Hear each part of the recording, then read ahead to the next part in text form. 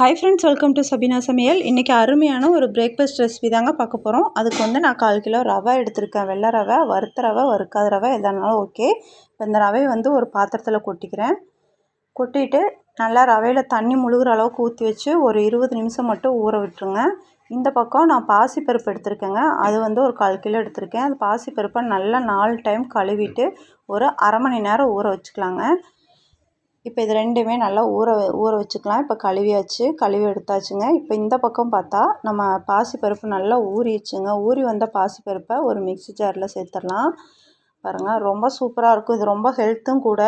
நீங்கள் காலையில் பிரேக்ஃபாஸ்ட்டுக்கு இன்ஸ்டண்ட்டாக செய்யணுன்னா இந்த மாதிரி செஞ்சு கொடுங்க. புளிக்க வைக்க வேண்டிய அவசியம்லாம் இல்லை.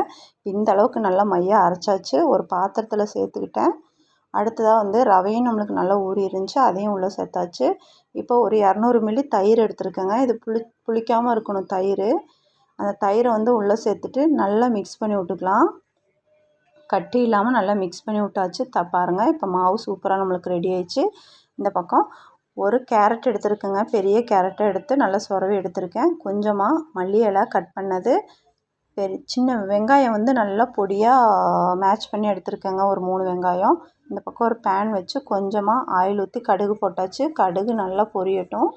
பொரிஞ்சதும் மணத்துக்கு ஜீரகம் அல்லது சோம்பு எதுனாலும் சேர்த்துக்கலாம். நான் வந்து ஜீரகம் சேர்த்துருக்கேன். இப்போ சேர்த்துட்டு இப்போ நம்ம எடுத்துருக்க அந்த காயெல்லாம் உள்ளே சேர்த்து இப்போ நல்லா 1 நிமிஷம் மட்டும் நல்லா அந்த கண்ணாடி பதம் வரும் பாருங்கள், அந்த ஸ்டேஜ் மட்டும் வறுத்து எடுத்துக்கலாம். இது அப்படியே வந்து மாவுக்குள்ளே சேர்த்தாச்சு. சேர்த்துட்டு மாவுக்கு தேவையான அளவு உப்பும் போட்டாச்சு. போட்டு நல்லா மிக்ஸ் பண்ணி விட்டுட்டு இப்போ நம்ம அடுத்ததாக வந்து இதுக்கு சைடிஷ் இது அப்படியே இருக்கட்டுங்க 1 நிமிஷத்துக்கு. இந்த பக்கம் நடக்கலை எடுத்துருக்கேங்க. ஒரு கைப்பிடி நடக்கலை, ஒரு 2 பீஸ் தேங்காய், கொஞ்சமாக புளி, ஒரு 5 பல் பூண்டு, 3 துண்டு வரமிளகா எடுத்திருக்கேன். இப்போ இது எல்லாத்தையுமே வந்து இப்போ ஒரு பேனில் போட்டு நல்லா வறுத்து எடுத்துக்கலாம். இந்த பக்கம் ஒரு பேன் வச்சாச்சு. வச்சுட்டு கொஞ்சமாக ஆயில் ஊற்றிட்டு நடக்கல்லையே உள்ளே சேர்த்தாச்சு. இது வறுத்த கடலை தான், இருந்தாலும் கொஞ்சமாக ஒரு 1 நிமிஷம் மட்டும் நம்ம வறுத்து எடுத்துக்க போகிறோம். இப்போ பாருங்கள், இப்போ வறுத்தாச்சு. அது கூடயே வறுத்தெடுத்து இப்போ நம்ம மிக்ஸி ஜாரில் மாற்றியாச்சு. மாற்றிட்டு சூப்பராக அரைச்சி எடுத்தாச்சுங்க. வேர்க்கடலை சட்னி சூப்பராக ரெடி ஆயிடுச்சு. இந்த பக்கம் ஒரு இரும்பு கல்லை நம்ம எடுத்துருக்க மாவில் கலக்கி இது ஊத்தாப்பம், இட்லி எதுனாலும் சுடலாம். இன்ஸ்டண்ட்டாக பஞ்சு மாதிரி இருக்குங்க. நல்லா சாஃப்டாகவும் டேஸ்ட்டாகவும் இருக்கும். இந்த மாதிரி நீங்களும் உங்கள் குழந்தைங்களுக்கு செஞ்சு கொடுத்து பாருங்கள். பாருங்கள் எவ்வளோ கிறிஸ்பியாக சூப்பராக சாஃப்டாக வந்திருக்குன்னு.